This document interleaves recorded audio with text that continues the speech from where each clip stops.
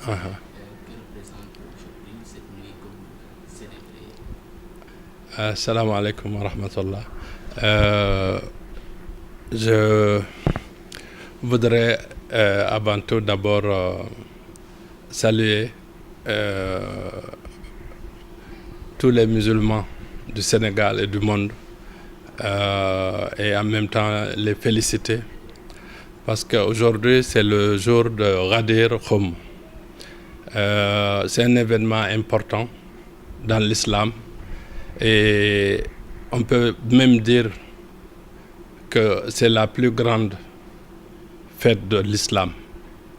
C'est un événement très important mais qui est aujourd'hui peut-être n'est pas connu comme les autres événements. En réalité, notre prophète, quand il est allé au pèlerinage d'adieu et il a fini le pèlerinage, il a fait le khutbah qui est très connu de Arafat. Il a quitté Makka ce jour pour rentrer à Médine. Il est arrivé à un endroit qui s'appelle Ghadir Khoum. C'est un lieu où il y avait de l'eau. C'est comme un oasis. Et à cet endroit-là, c'est un carrefour aussi. C'est-à-dire que tous les pèlerins qui quittaient la Mecque arrivaient là-bas, c'est là-bas qu'ils se séparaient. Et à cet endroit-là, le prophète a reçu une révélation. Il y a un verset du Coran qui est descendu sur lui.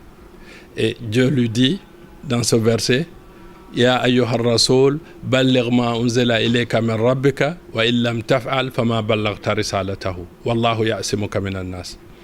Dieu lui dit au prophète, transmets ce qui a été descendu envers toi, il faut le transmettre. Si tu ne le fais pas, tu n'auras pas accompli ta mission. Et là, le prophète qui a demandé à tout le monde de s'arrêter à cet endroit-là, et a demandé même les gens qui étaient un peu devant de revenir, et a demandé aussi d'attendre les retardateurs pour que tout le monde se retrouve là.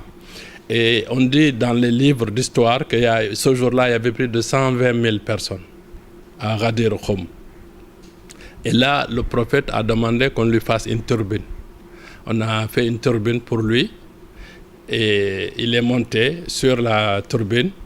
Et là, il a fait un autre discours qui est le discours de Ghadir Khoum. Ce discours-là aussi est très célèbre et connu. Le discours est très long, mais ce qui est important, c'est qu'il a d'abord prié pour les musulmans et il a fait 2 recommandations importantes. Il a insisté. Il a recommandé aux musulmans de s'accrocher sur le Coran. Il a insisté et ensuite il a recommandé aux musulmans aussi de s'accrocher sur sa famille.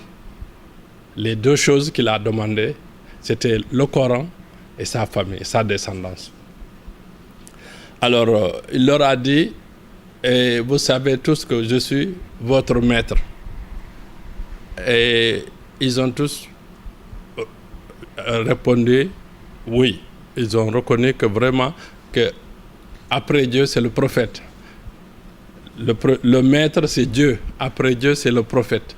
Et il a dit, Man kuntu mawlahu, fahada aliyun mawla.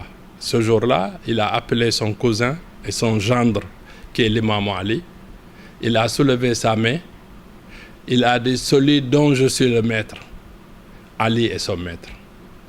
Et là, il a fait une longue prière. Dans cette prière-là, il dit, Allahumma wali man wala. Ô Dieu, soutiens celui qui va soutenir Ali. Protège celui qui va protéger Ali. Sois l'ennemi de celui qui va être l'ennemi de Ali. Donc, ce jour-là, le prophète a transmis le message qui était de remettre le drapeau de la succession, du représentant de Dieu sur terre. Pourquoi? Parce que le prophète avait 2 drapeaux. Il avait le drapeau de la guidance, de l'imama, est le drapeau de la prophétie. Et la prophétie devait s'arrêter parce que c'était le dernier des prophètes et il avait vu qu'il allait repartir. Et donc, ce drapeau-là devait être déposé et le drapeau de l'imam devait continuer et il devait le remettre à l'imam Ali. Donc, là, le prophète a désigné son successeur par ordre de Dieu. Et effectivement, quand il a fini, après, il y a eu le deuxième verset qui est descendu où Dieu dit Al-yawma akmaltu lakum dinakum wa atmamtu alaykum ni'mati wa raditu lakum al-islam dina. Aujourd'hui, j'ai parachevé votre religion et j'ai choisi pour vous l'islam et que j'ai accompli votre religion est accomplie. Donc c'est l'accomplissement même du message divin ce jour-là. Maintenant, revenons sur l'importance du jour. Pourquoi le jour est important? Parce que dans l'islam, il y a ce qu'on appelle furu et il y a ce qu'on appelle usul. Alors, les usul, c'est les fondements. Les furu, c'est les branches. Alors, le mois de Ramadan, c'est une branche de l'islam. Et donc, quand les gens ils font 30 jours de jeûne, Eid al-Fitr, on l'appelle Eid al-Fitr, c'est la fête du jeûne. Et le pèlerinage aussi, c'est une branche de l'islam.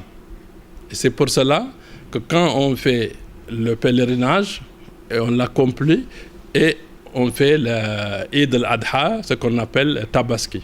Et tuer le mouton et tout ça, faire la fête, parce qu'on a accompli le Hajj. Et maintenant, ça, c'est des branches de l'islam.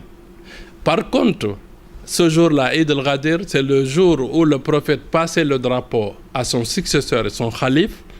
Donc, c'est un jour où l'ensemble, c'est-à-dire les fondements de l'islam, étaient accomplis. Et c'est pour cela qu'on dit que c'est le Eid al-Akbar.